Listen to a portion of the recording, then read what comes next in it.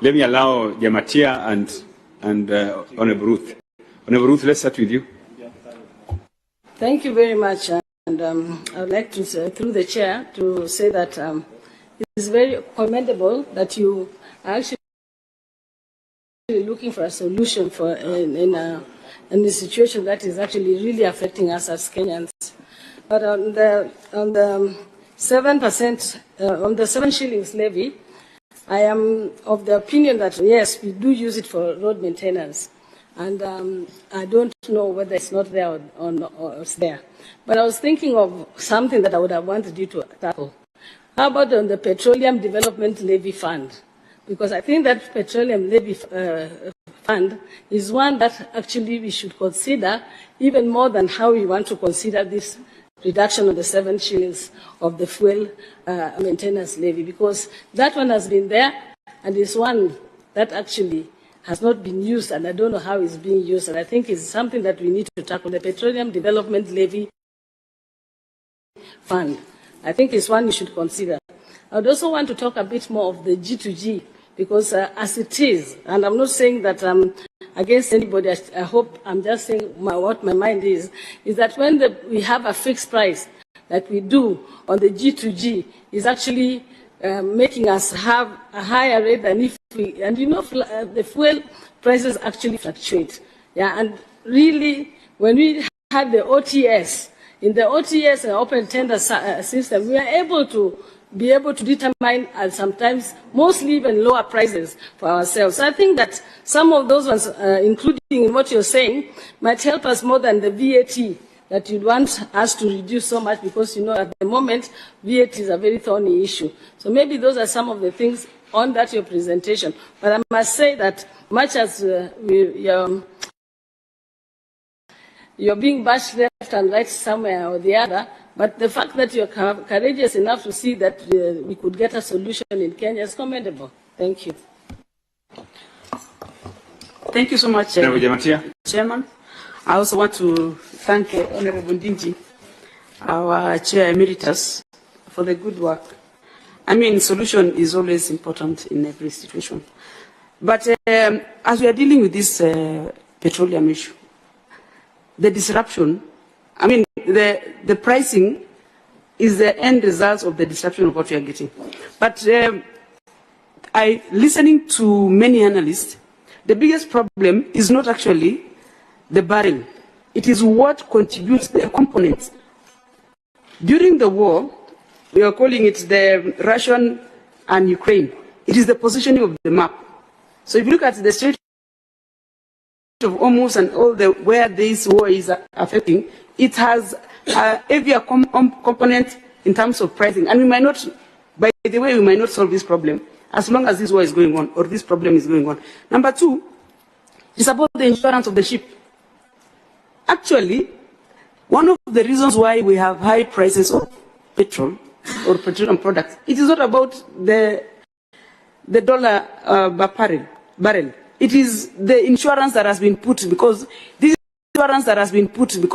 is about singing of the ship and all those kind of things. So even as we look for solutions, I think I want to go back to what Honorable Bukosa asked you to benchmark, so that we have a better way of looking at it, even if we might not get the solution in no time. Thank you. Thank you. Honorable Astaka. Thank you, Chair. And thank you, Chair Emeritus, Honorable Samuel Ndindi Nyoro. Away from the oil, away from paraffin, kerosene, have you thought about reducing these levies on the electricity?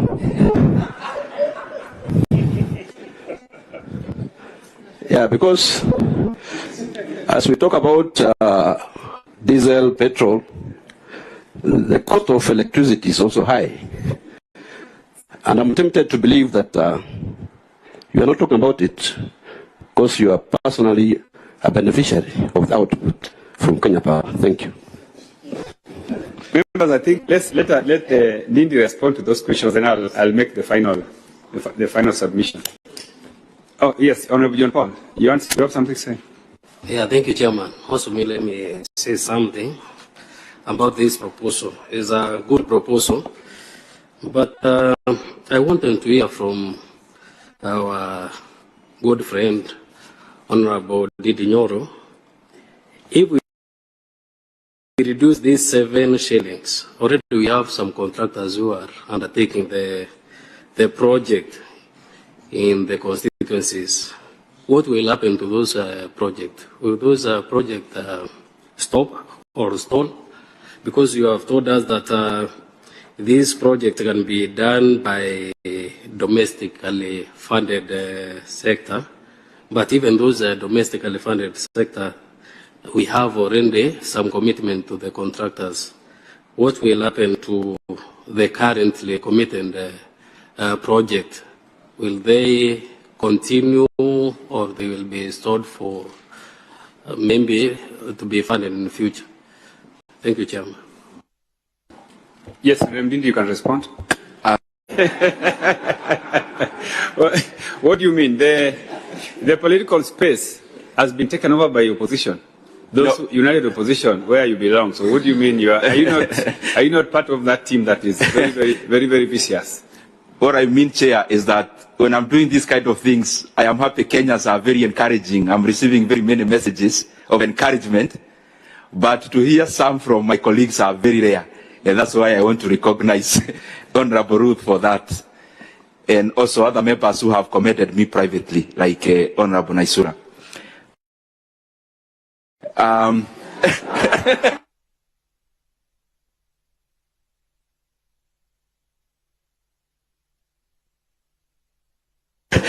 Chairman, please don't burn our house. Honorable Ndindi, please don't burn our house. Don't burn our house. Proceed. And I'll be replying to your message even later, Honorable Naisura. So the one for 7 shillings, I agree with you, Honorable Ruth. We need money for road maintenance, and the reason I say that, or in my submission, the budget is in threefold, almost equivalent. There is externally funded, we may not do there much, but there is a domestically funded budget for roads. We can cut off the 7,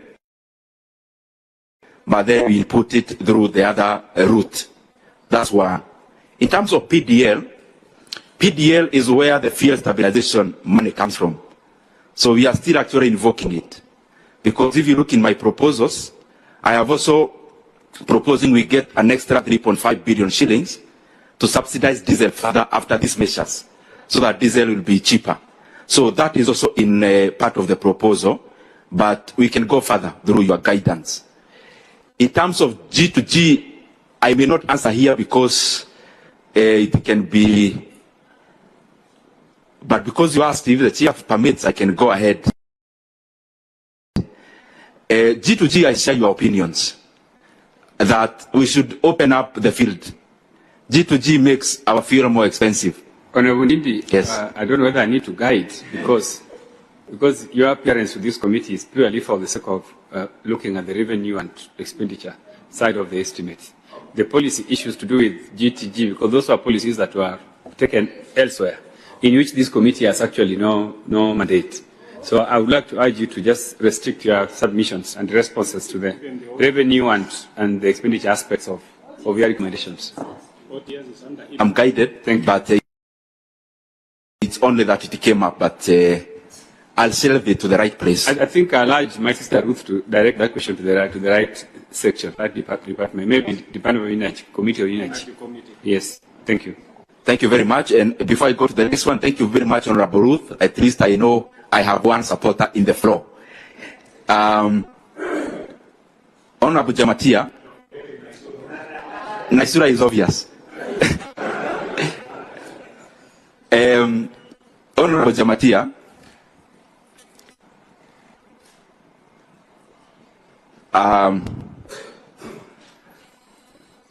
the solution that we are giving in terms of pricing, I have shelved what I wanted to say, the jokes we used to have back then, because this is a very serious matter. We'll joke over the break time. In terms of Honorable Jamatia's question, pricing of fuel in Kenya is a component of majorly two things. One is the landing cost. The second is taxes and levies. And actually the third is margins, profit margins for importers and marketers. If you take in, for example, super, landing cost, we are talking about 117 shillings. Taxes and levies, 74 shillings. Margins is around 17 shillings. The other ones are small levies. Now, in an oil producing country, you can deal with two things.